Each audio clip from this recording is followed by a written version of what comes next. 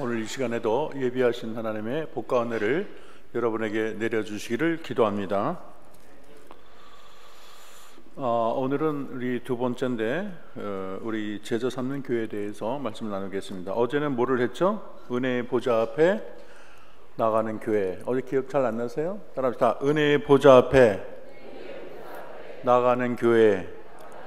네, 오늘 두 번째는 뭐라 그랬어요? 제자 삼는 교회. 이렇게 연결해서 여러분 마음속에 꼭 새기기를 바랍니다. 예수님이 이 땅에 오셔서 3년 동안 하신 일은 뭐 책을 집필하는 것도 아니고, 그리고 뭐 교회 건물을 뭐 크게 세운 것도 아니고, 또 모금을 해서 선교 협회를 뭐 세운 것도 아닙니다. 예수님은 한 가지 일에 집중을 하셨는데, 그것은 제자 삼는 일, 사람을 세워서 제자를 삼고, 그게 예수님의 큰 관심사라고 말할 수가 있습니다. 3년 동안 하늘나라 사업을 펼칠 때 예수님 여러 층의 사람이 있었는데, 우선은 마태복음 5장 1절을 봤더니 이렇게 되어 있어요. 예수께서 무리를 보시고 산에 앉으시니 제자들이 나온지라 그랬어요. 그러니까 먼저 이 무리가 있어요. 군중이 있어요. 예수님은 아주 선풍적인 인기를 끌었던 스타예요. 가는 곳마다 사람들이 구름대 같이 나옵니다. 우리도 요즘에 뭐 아이들 가면 공항부터 막 그 소녀들이 막 나와서 뭐 길을 흔들고 박수를 치고 그러지 않습니까? 예수님은 쉴 새가 없었어요. 굉장히 바빴어요. 보통 낮에는 기도할 틈도 내기가 어려울 정도예요. 왜 이들이 예수님을 이렇게 따랐을까요? 먼저 가르침이 달랐어요. 마태복음 7장 28, 29절을 보면 예수께서 이 가르침을 마치시고 무리들이 그 가르침에 놀라니, 예수님의 가르침에 놀랐다는 거예요. 권세는 자와 같고 서기관과 같지 않더라. 권세 있게 말씀을 증거했어요. 옛날에 서기관들은 앵무새 마냥 옛날에 있던 일을 반복하고 해석하는 것에 지나지 않았지만, 예수님은 내가 말하노니 너희는 이렇게 들었지만 나는 이렇게 말한다. 하나님으로부터 직접 하나님은 말씀을 듣고, 또 본인이 하나님이기 때문에 말씀을 누구보다 권위 있게 증거했습니다. 또 예수님은 병을 고치고 기적을 많이 행하셨어요. 각종 병에 걸린 사람, 그 다음에 발을 저는 사람, 눈을 보지 못하는 사람, 중풍 환자, 수많은 환자들이 예수님께 세도하고, 뭐 기도만 하면 병이 나니까 얼마나 사람들이 놀라겠어요. 옛날에 없었던 그거 놀라운 일이 일어나고 오병이에 이어 이 기적을 베풀잖아요. 예수님이 정말로 상상도 못했던 기적들이 일어나니까 그거를 보러 사람들이 몰려드는 거예요. 훗날 무리 가운데 예수를 믿어 신자도 되고 뭐 제자도 되겠지만 대부분은 다 구경꾼에 지나지 않았어요. 예수님이 인기가 있으면 다 몰려들고, 인기가 떨어지면 썰물처럼 다 빠지는 그런 무리들, 별로 충성심이 없었어요. 언제 사라질 줄 모르는 미지수의 사람들이었습니다. 예수님이 세상에 많은 사역을 했지만 가장 중요한 건 제자와 사역이라 그랬어요. 3년 만에 인류의 구원의 큰 사역이니 역사상 가장 위대한 사역을 이제 3년, 그 짧은 기간 동안 완성해야 되는데, 그때 보통 사람이라면 어떻게 하겠어요? 뭐 아이템, 건물, 자금 이런 데 바쁘지 않겠어요? 근데 예수님은 사람을 찾고 사람의 초점을 맞췄습니다. 창조적인 소수를 딱 먼저 키우는 거예요. 그들을 변화시켜서, 그리고 그들을 통해서 많은 사람을 주께로 이끄는 전략을 구사하셨습니다. 그래서 내 안에 있는 그 10명, 뭐 12명, 요 사람에게만 최선을 다하는 거예요. 인간적인 입장에서 보면 참 어리석어 보이죠. 인류를 구해야겠다는 그런 분이 어떻게 그 10여 명의 사람을 데리고 도대체 뭘 해보겠다는 거냐. 그것도 뭐 그 출신들이 세상을 흔들 만한 능력 있는 사람도 아니고 무지렁이 같은 어부나 세리 출신이니 참 비웃음을 받을 수도 있겠습니다. 그러나 예수님은 초지일관했어요. 근데 예수님의 전략이 맞았어요. 12명으로 시작했지만 수많은 제자가 만들어지고, 심지어는 예수님이 이 세상을 떠나고 나서도 이 예수님의 제자와 사역은 계속됐어요. 물이 바다를 덮은 같이 온 세계가 하나님의 제자로 가득 찼어요. 예수님은 적은 누룩이었는데 밀가루를 다 부풀게 했습니다. 그래서 우리 한영교회도 제자 삼는 교회가 되기를 소원합니다. 오늘 우리는 제자가 누구인가, 또 어떤 자를 제자로 삼고 제자가 에게 요구되는 것은 무엇인가, 여러분 마음의 신비에 잘 새기기를 바랍니다. 먼저 예수님은 따라합시다. 평범한 보통 사람을 제자로 뽑으셨습니다.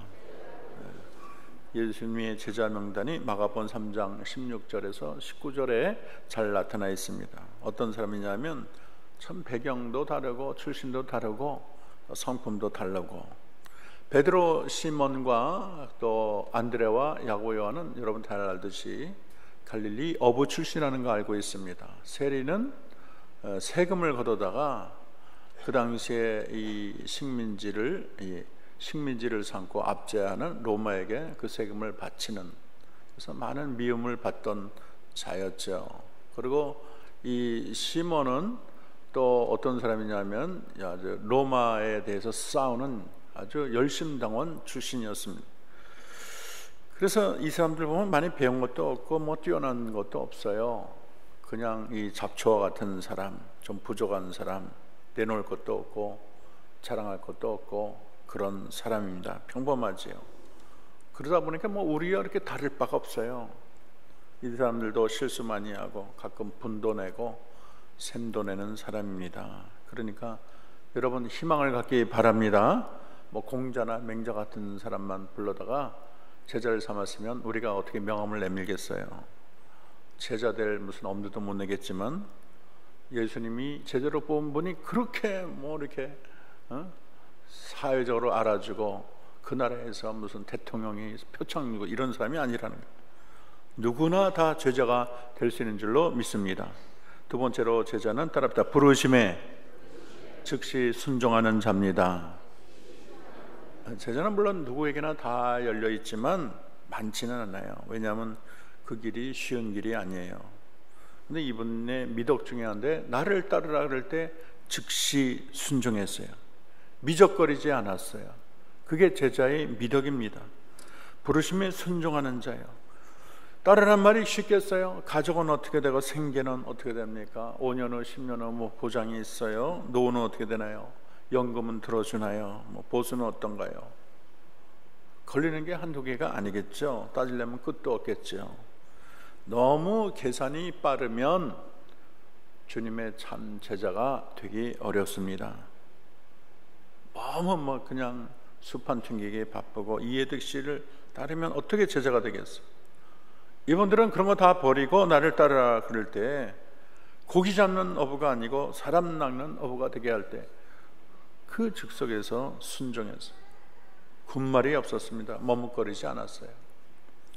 하나님은 머리 빠르고 핑계 많은 사람 별로 안 좋아해요. 우리는 주님의 부르심에 일제 아멘하고 순종하는 제자가 되어서 하나님 나라 건설의 일 위하여 최선을 다해야 될 줄로 믿습니다. 세 번째로 제자의 핵심 정신이 뭐냐면 따라합니다. 자기를 부인하고 십자가를 져야겠습니다. 제자 되는 일이 쉽지 않겠죠. 왜냐하면 이전에 즐기던 안락함을 버리는 것이고 또 세상적인 모든 즐거움과 욕망을 다 버리는 거예요. 한마디로 희생과 포기가 제자의 핵심 정신이라고 말할 수가 있습니다. 포기하지 않고는 주님을 따를 수가 없어요. 가족을 포기하고 생업을 포기하고 의식주를 포기하고 미래의 출세를 포기합니다. 베드로 안드레가 포기한 게 그물을 버려두고 예수를 따랐다, 이런 구절이 있어요. 이거 여러분 뭐 그냥 휙 지나갈 수 있는 구절이지만 보통 결단이 아니에요. 그물이 뭐예요? 그물은 생존 수단입니다. 그걸로 밥 먹고 사는 거예요.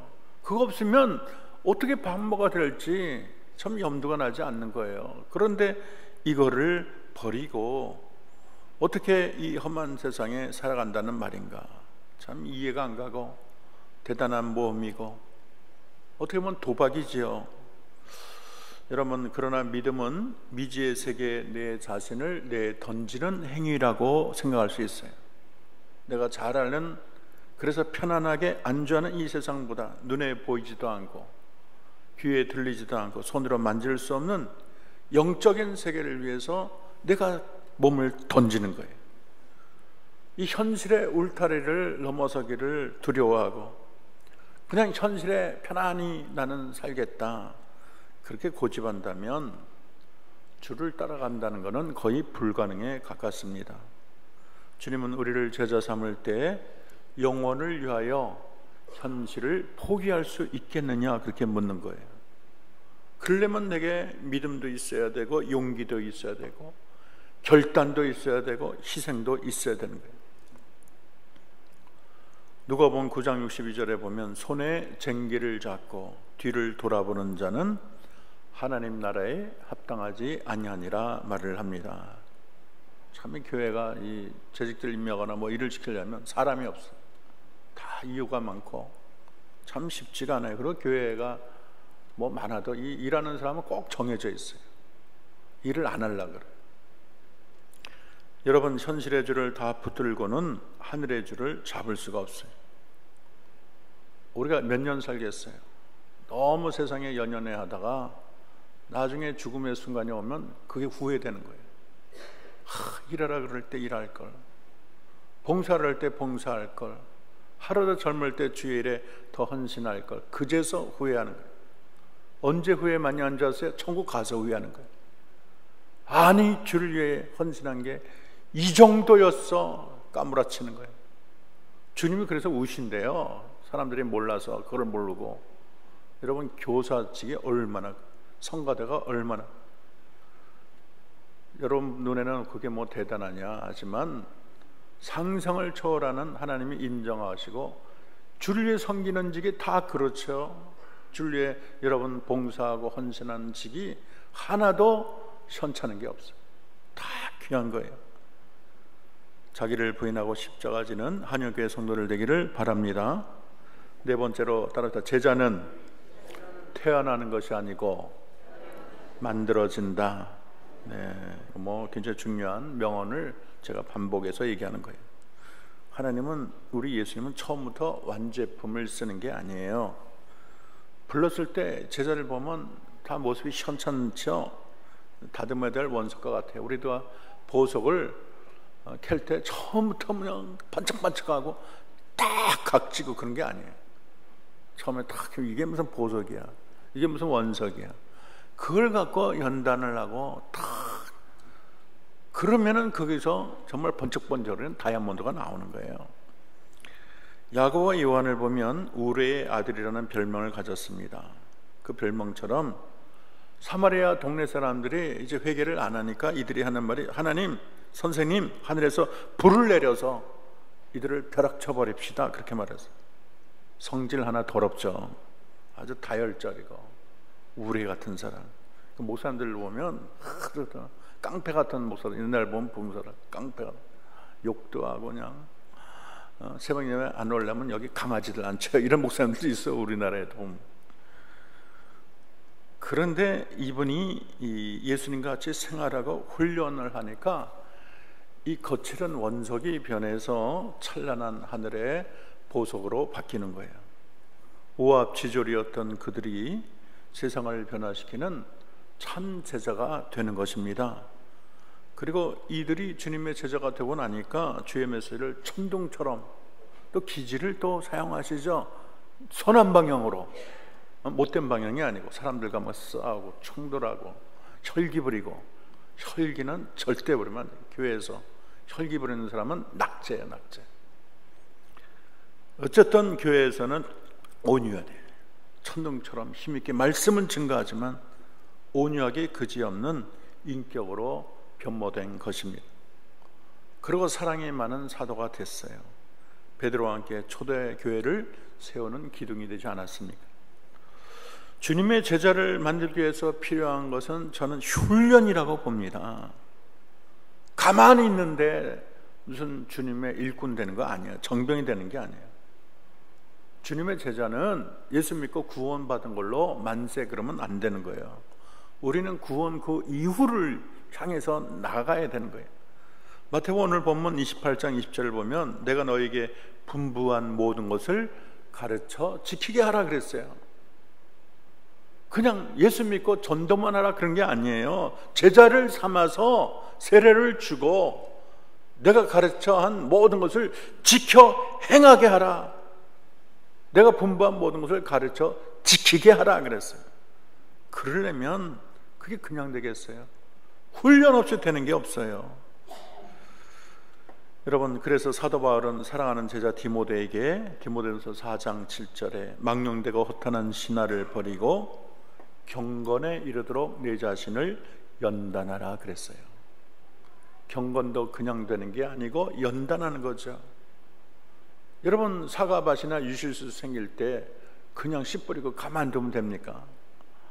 거름도 주고 벌레도 잡아주고 얼마나 매일 뻔질나게 가고 손을 봐줘야 그래야지 아름다운 유실수가 되고 사과가 열리는 거예요. 연단하라 연습이 필요해요. 디모데후서 4장 8절 육체의 연습은 약간의 유익이 있으나 경건은 범사에 유익하니 금생과 내생의 약속이 있느니라.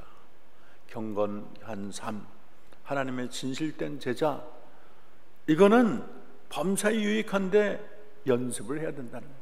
훈련을 거쳐야 된다는 거예요. 우리가 강한 군인이 되기 위해서는 연병정에서 아주 강한 훈련을 합니다. 북한이나 이런 적지에 떨어지는 특공대들은 보통 훈련이 아니에요.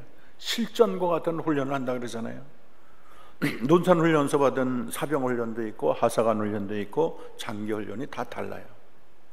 훈련의 강도, 훈련의 전도에 따라서 거기에 맞는 군인들이 나오는 거예요.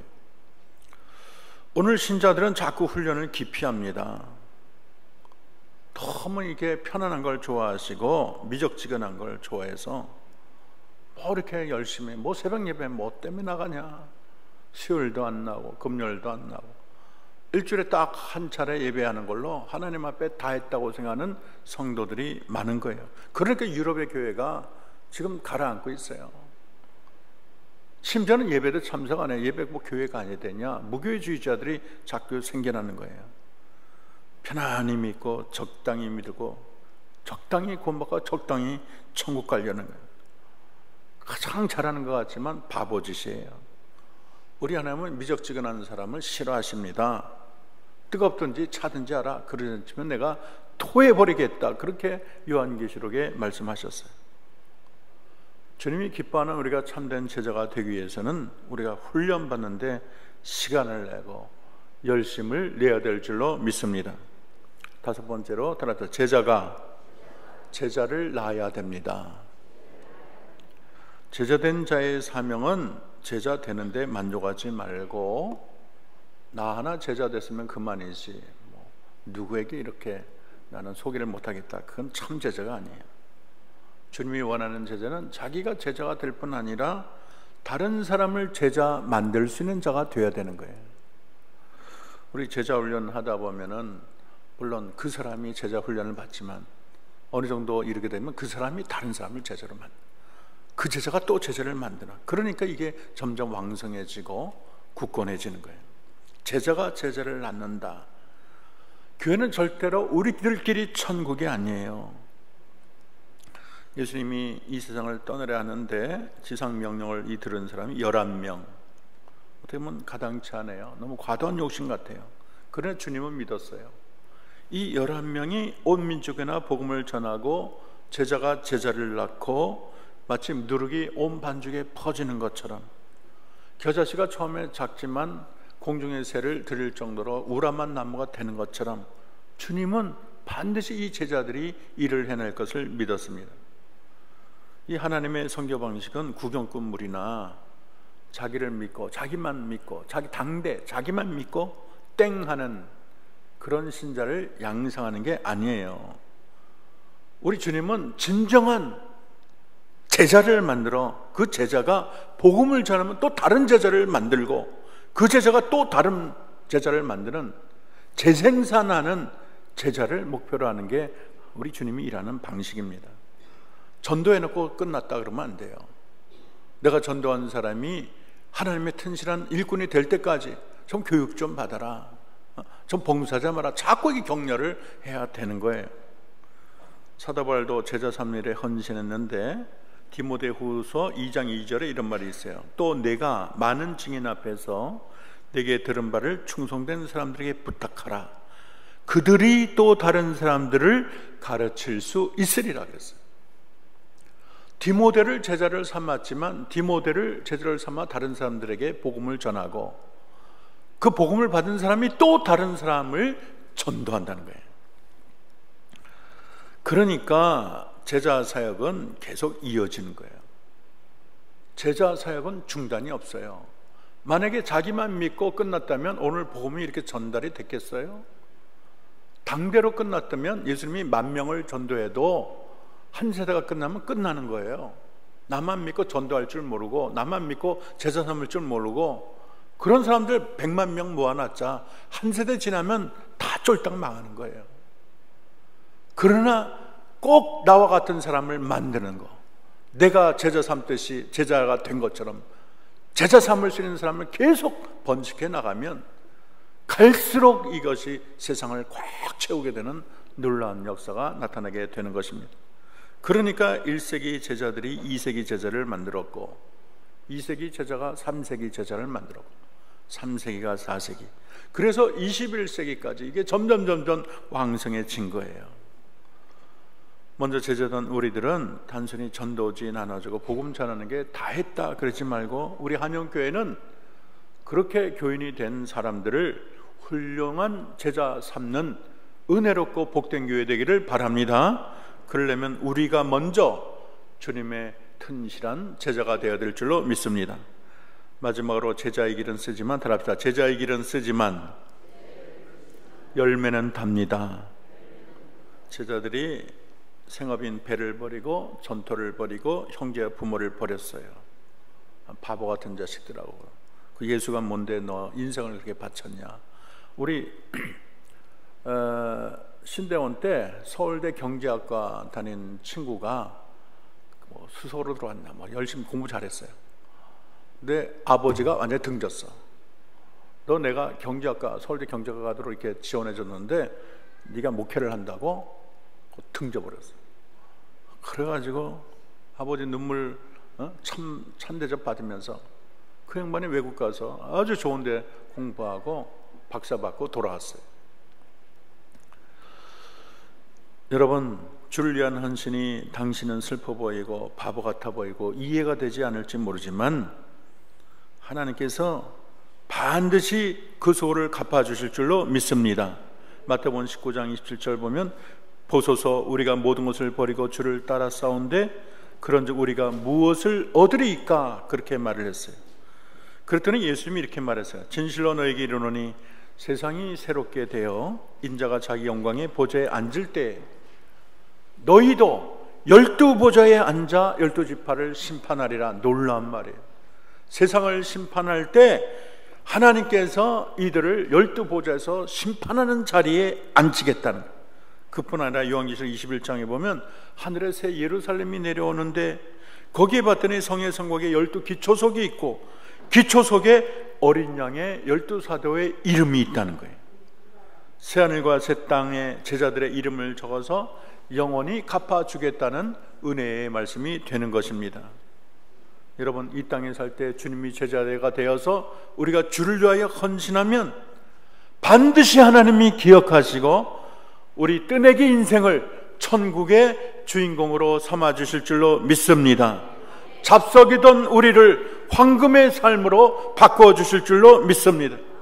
들풀과 같은 우리의 인생을 장밋빛 은생으로 빛나게 할 줄로 믿습니다. 오늘날 세계가 제자들의 아름다운 발자취를 기억하고 천년만년 주님 앞에서 그들은 지금도 천국에서 웃고 있어요. 내가 그 2000년 전에 주님 섬긴 거 잘했어. 주를 위하여 포기한 거 잘했어. 내가 예수님 따라간 거 잘했어. 영원히 제자들은 기뻐할 줄로 믿습니다. 제자의 길은 쓰지만 열매는 다른 거예요. 주님이 다 갚아주시는 거예요. 사도 바울은 로마서 8장 18절에 생각하는데 현재의 고난은 우리에게 나타날 영광과 비교할 수 없도다. 따라할까요? 현재의 고난은 우리에게 나타날 영광과 비교할 수 없도다. 만약에 모든 성도들은 여러분 군중, 구경꾼에서 머물지 말고 주님의 신실한 제자가 되고 우리 주님의 지상 명령을 받들어 복음을 전할 뿐 아니라 여러분을 통해서 많은 제자들이 생겨나기를 주의 이름으로 축원합니다. 어저께 기도 소리가 너무 작았어요. 좀 다른 게 보면 얼마나 간절히 기도하는데 우리도 그것도 훈련이 필요한 것 같아요. 반주 좀 해주시고, 반주, 우리 다 같이 주여 한 3번 하고 우리가 주의 제자 되게 해달라고. 나라와 민족을 위해서, 이 나라의 민족 북녘 땅을 위해서, 여러분 선교사를 위해서 우리 종합적으로 기도하겠습니다. 다 같이 기도합시다. 주여!